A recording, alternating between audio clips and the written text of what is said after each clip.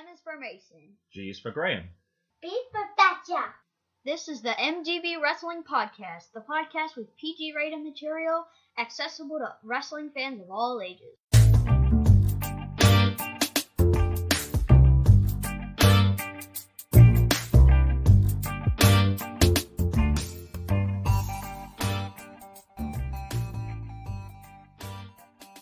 My name is Graham Bagshaw, and my co-host and creator of this podcast is proof that wrestling fans live with their parents.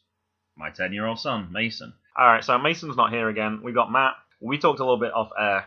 The original plan was to get Mason back for episode 23. I think it's a coin flip right now. I don't want to give it as an exciting cliffhanger or anything, but it's up in the air, so we'll see how it goes. Anyway, how are you doing, Matt? Not doing too bad, thank you, guys. Not doing too bad at all. I enjoyed Extreme Rules for a change. You didn't let us down this year, so good. Yeah, and actually, Mason's behaviour actually improved so much, I actually let him watch Extreme Rules. We had a little incident on Monday and Tuesday, but anyway. Alright, in match 1, we've got our view from the top brass. I meant to do this in Chad's voice, actually. View from the top brass, just in case people didn't realise I blatantly stole that idea. And Brock Lesnar's Twitter update. I'm going to do Brock's first, actually. Brock actually had 2 tweets this week on his feed, and I figured he probably would do after we talked about Extreme Rules.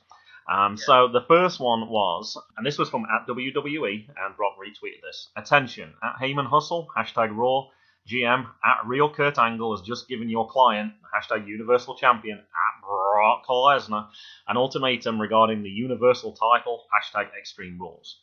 And then a little bit later, from @Heyman Hustle, which is Brock retweeting again, at WWE, are you serious? You spring this on my client, the reigning, defending, undisputed Universal Heavyweight Champion, @Brock Lesnar, and give me no notice, no warning, no letter of admonishment, just an unwarranted ultimatum, so @Real Kurt Angle can look tough in negotiations.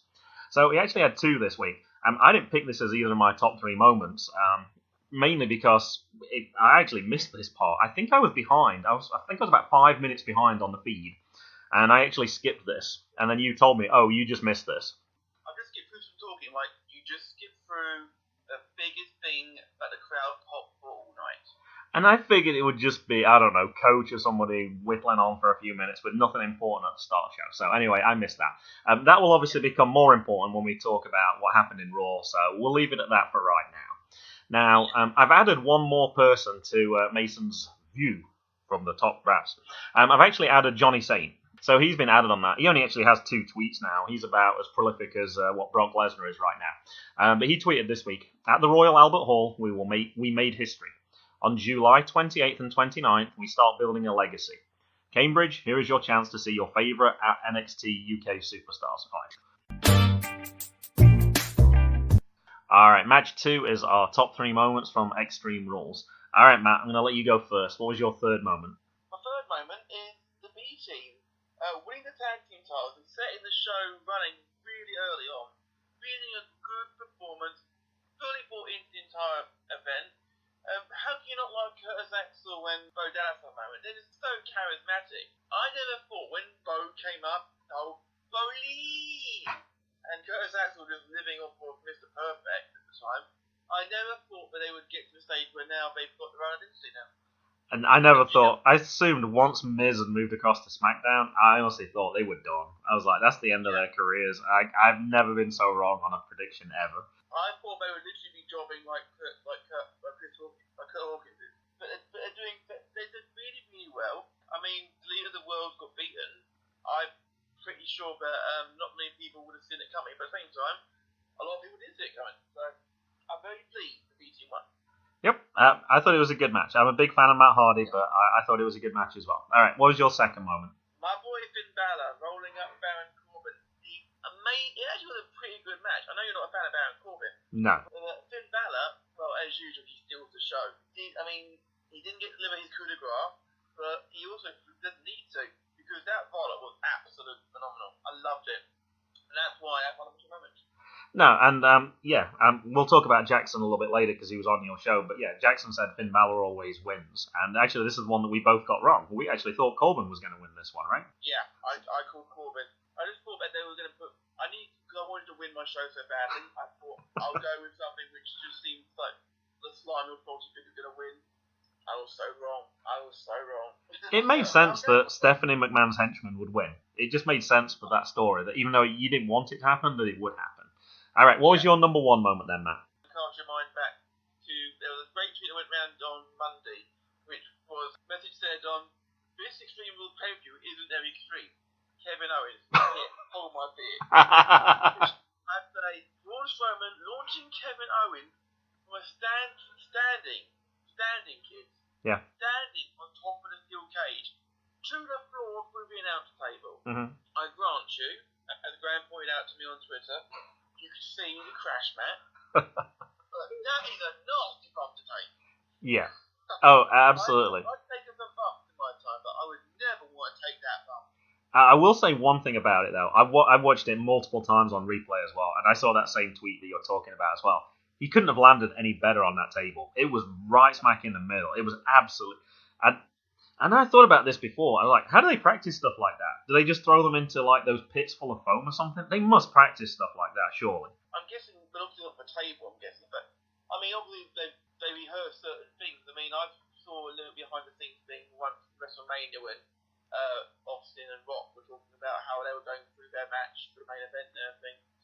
They didn't go into details, obviously, because Sure. everyone was for the show. Yeah. But everything talk about like this, that, and the other. Not things that call the fly, but that's obviously sort of thing they had to practice. It doesn't matter how good the angle, but Strowman's got to launch in the right angle. Yeah. Owen has got to make sure he bends at the right thing. Yeah. That just takes so much skill. It's arguably hard. It's one of the hardest bumps to take. And that was when I was watching it, and when I watched it again, it was like watching a magician's trick. You're trying to figure out how did they do it. And that was what I was trying to work backwards from. Like, they must practice that so many times. There's so many things that could go wrong with that. He just landed it absolutely perfectly. But yeah, no, it was an unexpected moment.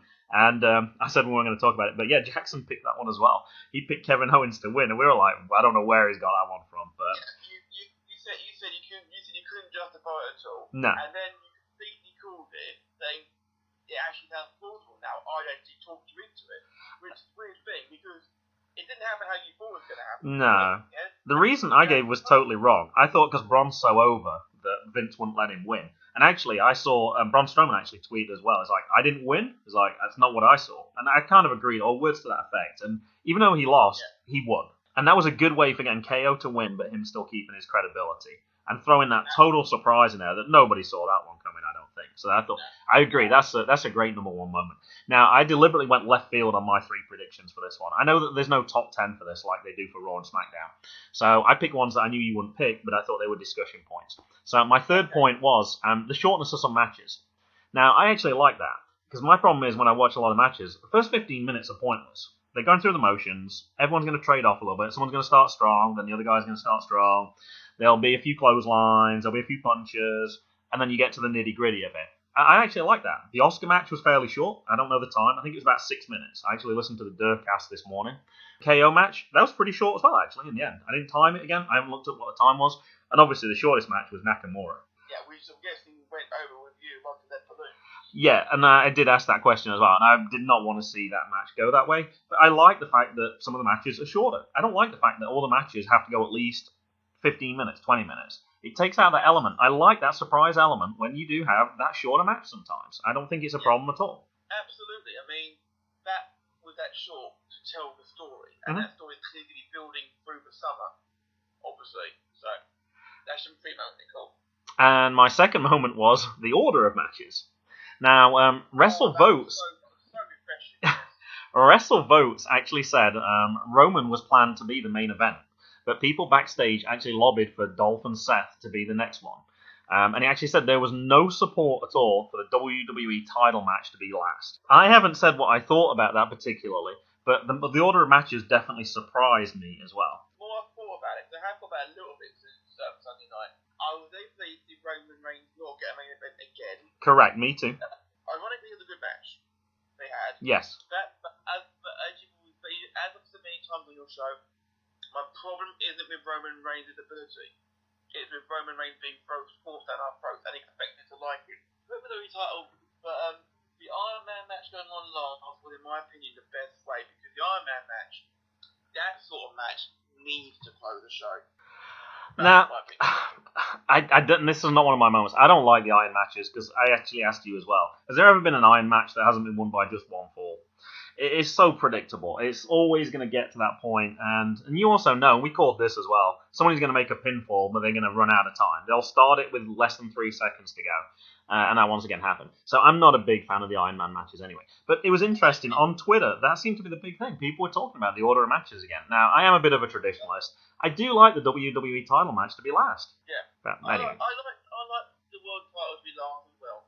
Which was only one of the world titles to be on last. Sure. And that I want to show that would have been fine. I mean, there's exceptions to the rule. It was like a marquee match. Like when you had Rock vs. Goldberg at Backlash in 2003, for example. First time and only time they had fought each other. And that deserved to be the main event of that show. That was a one-off extravaganza. That's fine. I get that. Every now and again, the IC title is, at the moment, the biggest title on Raw because Lesnar's not around. So that, for me, I have no problem with that. Okay.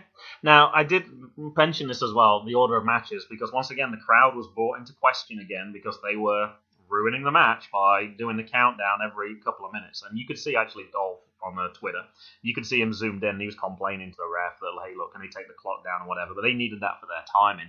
I just wonder if you put the championship match at the end, whether that would happen. We don't know because we haven't seen it for so long, or we've just seen Roman at the end for so many times now. So anyway. I've got to admit that I actually was going to put that one of the 3 moments at one point. Yeah. Because because the whole 9, 8, 7, 6, 5, 4, 3, 2, 1. But then the whole crowd actually doing the in time for the Royal Rumble sort of thing. It actually, the crowd almost ruined it, in my opinion. But at the same time, it was brilliantly inventive. It was so different. But somebody did say it's not wrestling fans that are the problem, it's WWE fans that are the problem. And I thought that was an interesting comment as well. But I do wonder why again. I think it goes on too long. I think by the time you're at 4 to 5 hours, people are starting to lose interest a little bit. Well, what did I say on episode 14 when you asked me what my opinion was on pay-per-view going to 4 hours? Too long. Exactly. Okay, alright, let's move on to my number 1 moment. I think an Asuka heel turn is imminent. After that match that we just saw, because I thought Asuka was definitely going to win. I thought she'd put up with enough stuff recently, and she lost again. I can't see this going on for much longer. I think the Asuka heel turn is going to happen. I put one other thing on this one as well, because it was another heel turn that we'd seen, and it wasn't actually played out, and you mentioned this to me, I totally forgot about it. The Bayley heel turn. And then Sasha and Bayley weren't even there. But anyway, what do you think about an Asuka heel turn then, Matt? We'll keep it short. I'd love to see Asuka as a heel. Alright, match 3. This is Matt's Wrestling Birthdays Word Association, whatever we're calling it, thingy. Alright, so I'm going to tell you whose birthdays it is, because Mason's not here to pick one and research, and you're just going to give us a quick word, or you're going to give us a thought, okay? Alright, so first of all, starting on Friday, Adam Rose. Rosebud. Okay. On Saturday is Adam Page. Wikipedia needed. Okay, I wasn't sure if you knew him. I think my obvious word would be Hangman for that one. Hangman Page. Okay, Sunday is the Fabulous Moolah. WrestleMania Battle Royal. Okay. Also on Sunday, Shawn Michaels. Greatest of all time. Oh, we should. I bet you'd have an interesting conversation with James then on that one. On Sunday, also Fandango. Tyler Breeze. Okay. Nobody for Monday, as far as I could tell. Tuesday, Tori Wilson. Dawn Marie. And I won't explain why. Okay. On Wednesday, your boy, Finn Balor. Coup de grace. Thursday, Roderick Strong. Mr. NXT. And also on Thursday, Marty Scurll. Ring of Honor. Match 4, Are You Smarter Than a 4-Year-Old? Now, you did actually record one of these in Clacton that we were going to use, but this was never my intention to do this. But actually, this turned out really good. So this is where I actually appeared on your show, Matt, the Matt Attack, as a last-minute replacement because somebody couldn't quite make it. So it was you, Kelsey from Super Kicking It with Kelsey, and at Two Face Pod, and Mason would have loved to have done it, but he was on behaviour issues. And then I was like, what about Jackson? It'd be interesting to kind of see what he would do. And it actually turned out to be an inspired idea, and it was really, it was brilliant.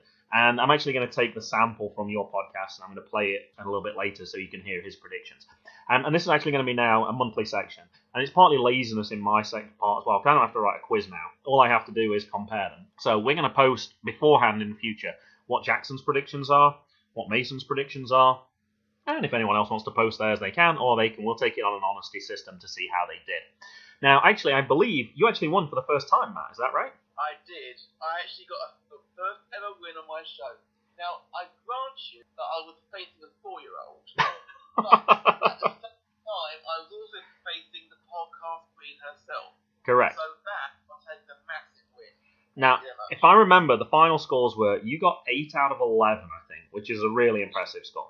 And I think Jackson got 7, and I think Kelsey got 7. Correct. So it was actually a really high standard. So this was so currently, as far as I can remember, the score is Mason 1, Jackson 1. So this was the next round. Sanity and New Day, they both picked Sanity, so 1-1. We didn't pick anything to do with the Almas and Cara match, so it finishes like that. The B Team and Deleters of Worlds, Mason picked the Deleters, Jackson picked the B Team, so Jackson's up by 1. Baylor and Corbin, Mason picked Corbin, Jackson picked Finn Balor, so Jackson's 2 up at this point. Carmella and Oscar, Mason went Carmella, Jackson went Oscar, so Jackson's just 1 up now at this point. Nakamura and Jeff Hardy, they both picked Jeff Hardy, so they both got it wrong, so Jackson stays 1 up. Kevin Owens and Braun Strowman, Mason picked Braun just like everybody else did, and Jackson went with his left field KO, so he's back up to 2 up at this point. Bludgeon Brothers, and this was the one where it's Team Hell No, and I realised as I was reading to him, I couldn't say Hell No, I had to say Heck No, and I messed up and said Team Hell Heck No. And now my text tone on my phone. And anyway, Team Hell Heck No, they didn't win, did they? No, it was the Bludgeon Brothers who won. So anyway, Jackson stayed 2 up at this point. Mason picked Roman, and Jackson picked Bobby Lashley, so Jackson went 3 up with 3 matches to go. And I was surprised he picked Bobby Lashley, and the quote was like, why didn't you pick Roman to win? And he's like, because Bobby Lashley's going to win. And he was absolutely right. Perfect logic from a 3-year-old. It was brilliant. It was so adorable and so innocent before the time, and he was right. And unfortunately, Mason lost immediately on the next match because they both picked Alexa Bliss, which was correct, but it kept Jackson was 3 up. Mason picked AJ, and Jackson picked Rusev, so Jackson was 2 up. And Dolph Ziggler and Seth Rollins, they both picked Dolph, which was correct. So final score was Jackson 7 and Mason 5. So that actually puts Jackson 2-1 up in the series. Now, just in case, Matt, that Mason's behaviour improves in the next few days, can you tell us what the next pay-per-view is and who your guests are for that one? And approximately when it comes out? I know I'm putting you on the spot right now. Yeah, the next pay-per-view is SummerSlam. Okay. And obviously the Matt Attack will be for that weekend. Mm-hmm. I think the 19th. That sounds about right. That sounds about right. 19th. Mm-hmm. The day before my birthday, actually, to go. It's going to be the Thursday before, and my guests are probably Jimmy back with us for that one. Yep. Fantastic. UK guests, I've got Sam and Dan from the Is It Over Yet podcast are coming to join me. I've finally got them as guests on my show after you got in there first. And of course, Sam and Dan were your podcast of the week for episode 21, and I think they were my podcast of the week for around episode 10. So we've been big supporters of those guys, and they do a fantastic job. Absolutely. Match 5, our highlights from Raw. All right, well, I'm going to go first this time. All right, my third moment. At least we know who the Brock has to defend at SummerSlam now. And I know that sounds pretty inconsequential, but it's been so long, is Brock going to defend? And actually, this might be the perfect time, Matt, because you mentioned something that you'd like to have said in round 1, and we'd already skipped past it at the time. Do you want to talk about what your response was to one of the quotes that we saw on Twitter? Absolutely. Actually, it sort of plays into my number 1 moment, but I'll get to that later. Okay. When Paul Heyman came out onto stage and started to do a negotiation with Kurt Angle, he pretty much echoed the same thing as what was in the tweet reply to Kurt Angle on Twitter. Could you just quickly again say the first couple of words that he said to... Are you serious? You spring this on my client, the reigning, defending, undisputed Universal Heavyweight Champion? And we'll stop right there. That, right there, triggered the first response. This is literally the first response to it. Defending, 3 question marks, and 3 emojis of rolling on the floor laughing. And I have to agree, you can't say that, Paul, if he's not defending the title. And I had to check my words there, because because I wanted to swear.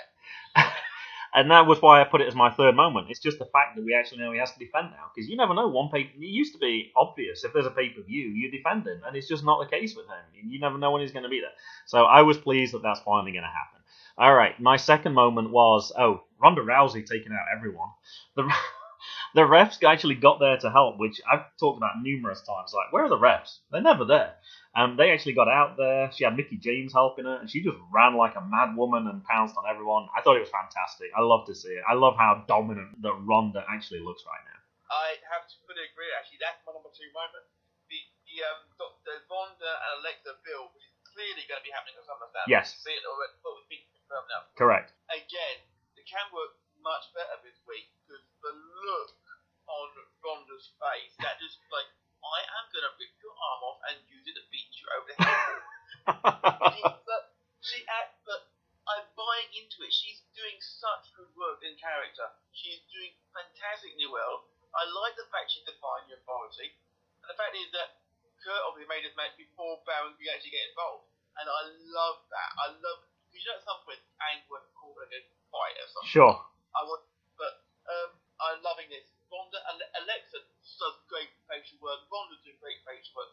It felt weird. I'm talking about facial expressions in a wrestling show. But as I said before, last week I was so angry they messed up so badly. This week, so much better. I agree, and Alexa really sells everything so well.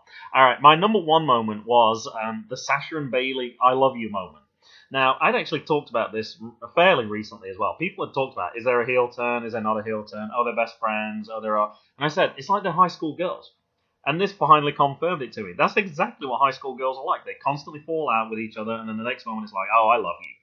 All right, that was my number 1 moment. Any response to that one? I'm liking actually doing some with them at last. Because Bayley and Sasha, for so long, it was like, it's going back and forth. They took the Shelby with them for the first count position, and the week after he wasn't around. What's the point of having him on in the first place? But I'm liking actually doing something with them. I'm hoping actually lead to a blow off at SummerSlam, probably. Yeah, I'm still surprised they didn't feature in Extreme Rules, but anyway. Yeah. It was weird they had that set up. All right, what was your third moment then, Matt? My number 3 moment, B-Team impressing again on Raw. That double neck, the backdrop neck breaker that they use their finisher. You may not know this, Graham, but the Dudley Boys use it as a secondary finisher called the 3DB. Oh. I'm wondering if they're using that because it's the 3DB. Oh. I quite like that. I mean, I might be reading too much into it. I quite like that. That's a nice little observation now. I like that, Matt. That's why we keep calling you back onto the show. You come out with little pearls of wisdom like that. That's fantastic. I am your stacko. I am at your stuff. All right, what was your number 2 moment? Number 2 was Ronda vs. Alexa. My number 1 moment was the entire Paul Heyman section. Paul Heyman is now the chief writer of Monday Night Raw as of last week. And you could tell this week. You could tell. It was so much crisper. I don't know what the rating was for him. We don't know off the top of my head.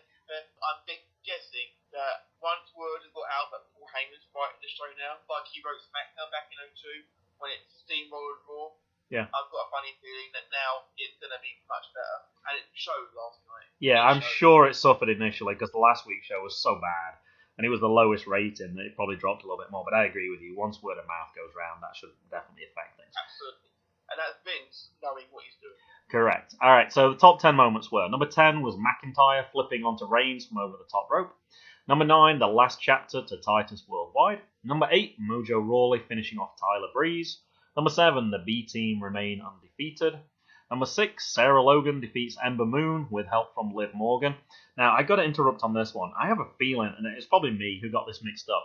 Having said that I finally figured out the names of all of them, I think I said Liv Tyler instead of Liv Morgan. I did. And that's the daughter of Aerosmith, Steven Tyler. I realized afterwards, I said, did I just say Liv Tyler? And anyway, we carried on. But when it came up again this week, I was like, oh gosh, I'm pretty sure I did that. Anyway, so I'm aware of that now. All right, number 5, Dolph super kicks Bobby Roode and follows up with a pinfall.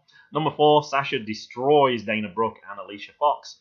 Number 3, after Mickey is pulled to safety, Ronda dives and takes out the refs and everybody else. Number 2, Superman punch to Drew, a spear for Finn, and Roman advances. And number 1 was a spear by Lashley on Elias, setting up a match against Roman. And we both avoided the top 2 moments. I don't think we saw the point in it. They just had a match at Extreme Rules, and then now they've got another match. Roman versus Bobby Lashley again to decide who's going to face Brock. If I could do a very brief match attack Sure. on this one, I give my prediction right now. Yeah. Roman's win it. I'd agree. I totally agree. And I feel so bad that... But mainly because Lashley won at Extreme Rules, and Reigns will get his win back. I've also heard it's going to be Reigns versus Lashley versus Lesnar at SummerSlam. Okay, so triple threat. That makes sense. I'd be more interested. Okay. I heard that was Alcoholic today, so I thought I could put that one in. Alright, match 6, tweet of the week. This is from Dupree, who's at Dupree721. Yesterday, I attempted to eat what Braun Strowman eats at Waffle House, and I failed miserably. I just wanted to eat like #Monster Among Men, #Speak WWE, #Monster Among Men Challenge. And Braun was actually good enough to respond to this. He put, "It's not for the faint of heart, #Eat Like a Monster." And Dupree responded to that. "After all that food, my 2-ply and toilet handle were ready to get these hands," which I thought was a brilliant answer as well. Alright, so I told you that there was going to be a challenge for you, Matt. So we talked about you're possibly going to be coming over for WrestleMania. How about you take the challenge of trying to eat what Braun Strowman eats? If you manage to eat it, I'll pay for your breakfast. How about that? Have you seen how much I can eat? I'm guessing you can do pretty well. Now, first of all, do you have any idea what his breakfast is? Have you ever seen it before? I've seen Braun Strowman before, but I've never seen what he eats before. Alright, did you want to make a guess at what his breakfast might look like? I have the list here so I can tell you. And that might decide whether you want to take the challenge or not. I will hear the list of ingredients first. As a chef myself, believe me when I say this, it may not say this. Alright, 10 eggs, 4 yolks, 2 grilled chicken breasts, a double order of hash browns, smothered, covered and chunked, and a coffee. Now, I can't remember exactly what smothered, covered and chunked is, because I go for everything at Waffle House. As far as I can remember, it might be like cheese, tomato, and onion, or something like that. There's like 3 extra items that are thrown in there, or tomato, I should say, I guess. Yes, tomato, not tomato. I hate it, you say you're a English needs tomatoes. Can you say 10 eggs and only 3 yolks? 4 yolks, because the yolks are obviously the bad part, but he obviously wants some taste. Right, so 10 eggs, 2 grilled chicken breasts. 6 of them don't have yolks in them, yeah. Just throw it away, because that's the unhealthy part. I would have thought eating 10 eggs would have been unhealthy as it was anyway. But anyway, I guess you make your own rules of.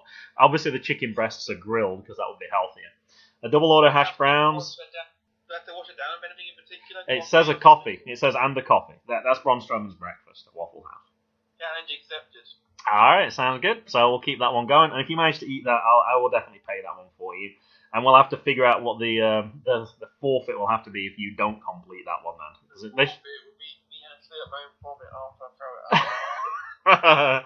Well, I guess you're having to pay for it as well. Yeah, if you don't finish it, you're definitely paying, that's for sure. Alright, match 7. This is our top 3 moments from Smackdown Live. Now, at the end, we're not going to be able to talk about the 10 moments because they're not coming out for another couple of hours, so we're just going to give our top 3 moments. I'm going to go first again. So my third moment was Miz's eulogy. I thought that was a nice touch that had Miz all over it. Him being totally fake, he didn't care that they weren't gone anymore. He just wanted to rub it in their faces, and I thought it was absolutely brilliant. I loved it. That's my number 1 moment, Graham. Oh, so I didn't go high enough. I did think about putting it higher actually, but I left it at 3. I put number 1 because last week I picked Miz TV as number 1 moment, and again, the Miz was he was so on point. He was perfect stoking the fire. I thought he was going to interfere in the match at Extreme Rules. Yep. And then you told me, Alright, now I'm going to interrupt you at this point because this is the one I put out on Twitter. So actually, the other reason is my third moment is he did talk about it. He did get the MVP at that match. So I looked up the stats. He went 2 for 2. So he batted 2 times, Matt, and he got 2 hits. He also robbed Tim Kirchen, who's a presenter on ESPN, of a hit, and he also completed a double play. So he actually did have a legitimate performance. So he is a legit athlete. He's not just a wrestler. He's obviously one of those people who can probably do it all. Now, the thing I'm going to recommend, though, because I know you won't have seen this, you know who Shaquille O'Neal is, right? He actually called his shot. Now, Babe Ruth was famous for calling a shot in the World Series, basically pointed to the outfield, and I'm going to hit it out there, and he did. And we don't really know if he actually did that. Shaq actually called a shot in this softball match as well. Now, I'm going to recommend you go to YouTube and you Google that, Shaq called his shot, and watch it. And I'm not going to say anything else. And if you don't look at it, then I don't care. All right, my second moment. Almas actually got a credible match. I'd not really been that interested because he'd been facing jobbers for so long. And suddenly he gets AJ Styles. Now, I don't quite know why he managed to get AJ Styles from that, but he looked really impressive from that. There was a couple of things that I noted that I really liked that he did. One was he took the leg out when AJ was about to do his phenomenal forearm when he was on the ropes, which took him out. And then he missed the moonsault, but he landed and did a standing somersault onto AJ as well. I just thought the control he had in his body was really good. And this was my number 2 moment. And then just before we came on air, I actually saw my prediction for Podcast of the Week last week. At 5 Nerds Go, I actually posted a clip, and Almas got a 3 count on AJ Styles. I totally missed it. Have you any idea what I'm talking about right now? I'm guessing it means he didn't kick out in time. If he didn't, well, take a look at it. So it's at 5 Nerds Go. He posted a clip, and he definitely got 3 count. And the referee's hand comes down for like a 4th count, and then it stops, and then the match continues. So he already had a 3 count, and the match continued. So the ref obviously made a big error. But what did you think of that match? Well, I'm just going to say again, and you've been reading my notes, Graham, because I'm number 2. So you had it as your number 2 moment as well, then? Number 2, Styles vs. Almas, amazing. I finally got what I wanted. Almas facing a credible opponent. Yeah. And Almas looks the real deal. He looked really good. Now, he looks the real deal. Now, is one thing. Yeah. But, he finally looks. If he can hang with Styles and put on that kind of match, okay, Vince, we buy it. I buy it. Yeah. I buy it. I will buy shares in it. We'll do this. We'll do business. Now, Sam and Dan actually posted, and we've already talked about them earlier, who would you like to see AJ Styles fight? Now, actually, my answer wanted to be Almas, because I want to see that a rematch for that one, because I thought it was so good. But I didn't want to give away my hand for the podcast, so I actually put Hulk Hogan instead, just to play devil's advocate a little bit. But anyway. Yeah, I want to see him in the car crusher, because, I'm still bitch about Hulk Hogan. I know you are. All right, moving on. My number 1 moment. It's a short one. The acrobatics of Kofi Kingston. As much as I hated New Day, like I said, I really like him in the ring now. He jumped over the ref and then took out the opponents. And I just thought, visually, it looked absolutely fantastic. Clearly choreographed, clearly staged, but it looked really, really impressive. Kofi Kingston's athleticism has always been something that WWE fans love. And the fact is that he hasn't, toned it down since being New Day. Mm-hmm. It's nice that he's getting his chance to actually show off shenanigans. It's lovely. All right, so I think that leads to your moments. And I think I stole 2 of them already, but I think number 3, I don't think I stole. Number 3, this is something which I need to explain very quickly. You remember last week I was saying about how the camera caught Nakamura's face when Yes. When Hardy came in? It was like, oh my day, why can't you leave me alone, sort of thing. Yes. Well, when Jeff Hardy hit the Swanton bomb, picture perfectly, and then went for the pit, the cameras were perfectly positioned, so we couldn't see Orton until Hardy was dragged out of the ring. Yes. The camera work was beautiful. Yep. Orton's attack on Hardy was brutal. Mm-hmm. Orton's clearly been turned heel. Yep. What better way to turn a guy between a babyface into a heel than having him attack one of the most beloved people on the roster? Uh-huh. I mean, I buy that he's now a heel. As to why he's doing it, we still haven't heard. He's just got to ask. I'm looking forward to finding out why.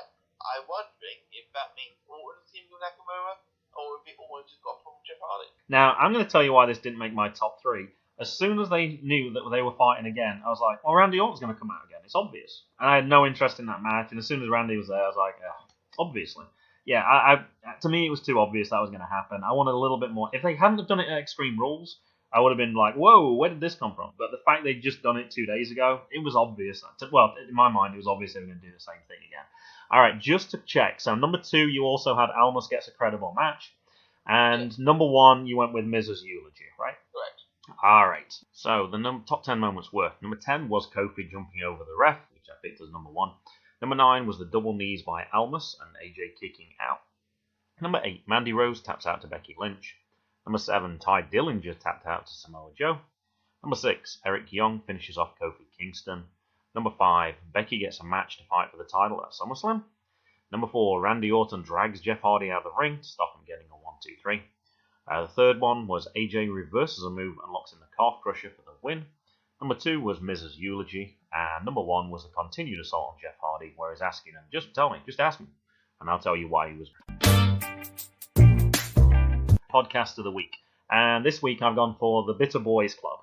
This is Ethan Page, the hottest free agent in wrestling, and Brent Brookhouse of Writing Things, talk about everything pro wrestling. Come join the Bitter Boys Club.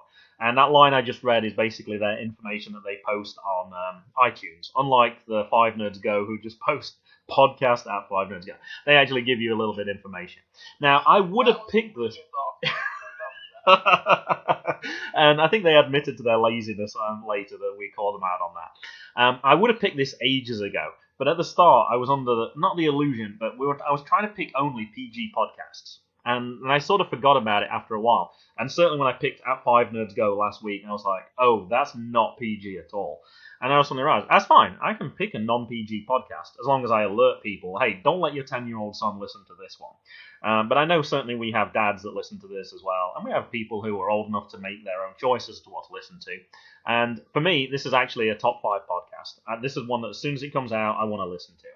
So I wanted to make sure that I got this in. Now I don't have to just pick PG ones, and I'm aware of that.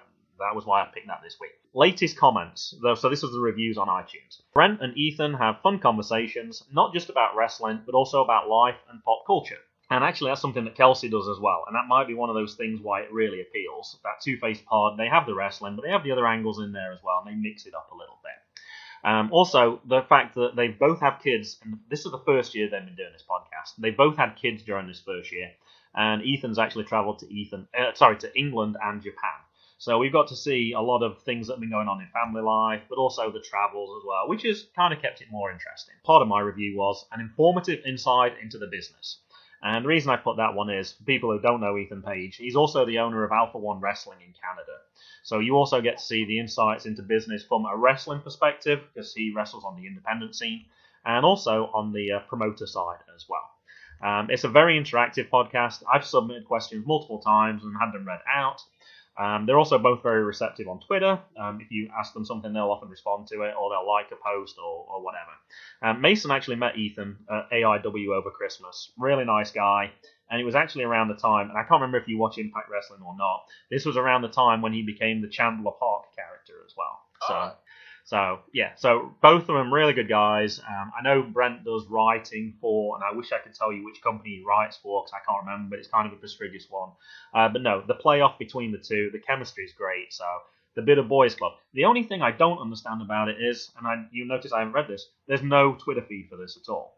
They only have their own separate Twitter feeds. So it's at Official Ego, I think is Ethan's, and I think it's just at Brent Brookhouse. So, you can't actually contact the podcast independently. I don't know why they don't have their own separate one. If a 10-year-old can have a Twitter feed for his podcast, you would assume that these two guys, who obviously know how to promote, would do so as well. But yeah, so Bitter Boys Club, all you can do is go follow them on iTunes, type it in, and then find them that way. I've got a podcast again this week for you, Graham. Okay.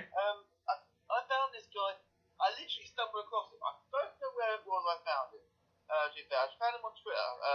Might have been Saturday. Might have been Saturday. Out of nowhere.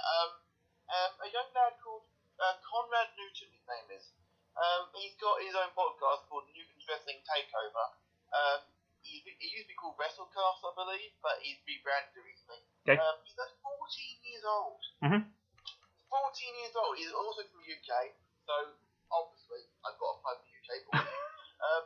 And he's got a lot of insight, I think. He mainly does it through Anchor, which is a app you can get on Android and iOS, but you make a podcast for free. Yeah. But it also is on iTunes, so you guys can definitely get on board with it. If you listen to us on this today, you're probably listening via either the iTunes apps or the SoundCloud apps. But go and check this guy out. Seriously, you can find him at Conrad_Newton. I will give Graham the precise details to put in the... And I actually talked to him as well, because I saw you promoted him on Saturday, and I actually asked, and I tried to get the anchor link, and it was out of date, and he reposted it, and I tried again, and I still couldn't get it. So I'm glad to know it's on iTunes, because that was one I definitely wanted to listen to as well. Yeah, and I was frustrated because I was like, I want to listen to this, I want to see it. And I thought he was just starting out or something. Mm-hmm. He's got 1.3k followers. Oh, wow. Which is brilliant. Fantastic. And so much so that at some point, I'm having him on a Matt Attack. Does he know this yet? Yes. Oh, okay. I said to him I would like you on my show at some point. Okay. Although the queue is getting longer and longer, so I don't know when that will be. But I will get one at some point. Being a UK guy, I'll try and get him on for... You'll get him on for his 18th birthday. Hopefully I'll get him on before WrestleMania. I mean, probably Fastlane my way. Yeah. Because I've got pieces in place. But yeah, Conrad, you're an absolute legend already. And I'm not quite sure. I'm starting giving people nicknames like, for example, Matt Attackers for me, Ranters for RJ, the High Flyers for Top Rope, Mason's got his Masonettes. Conrad got his Newton Club. Okay. See, I was thinking, right off the top of my head as you were speaking, I was thinking of the Gravitators. Because of Isaac Newton, gravity. They pulled towards him, but anyway, that's my physics mind working out. That's way too smart.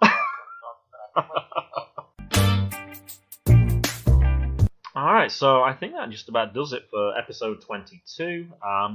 Not quite sure what's going to happen for 23. Like I said, depends partly on Mason. So just in case Mason, well, hopefully Mason improves. Matt, do you want to give us all your social media things so people can find you in case we don't talk to you next week? Absolutely. You can find me on Twitter at the Matt Attack UK. You can always find me on iTunes and on the Visionaries Wrestling Network in general.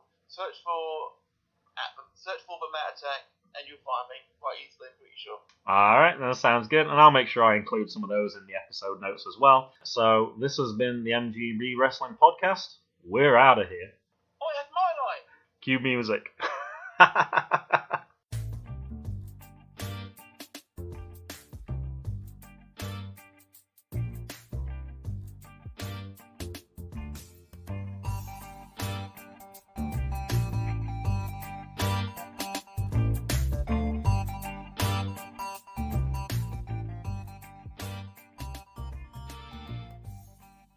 The music was ZigZag by Kevin MacLeod at incompetech.com, licensed under Creative Commons by Attribution 3.0, http://creativecommons.org/licenses/by/3.0/.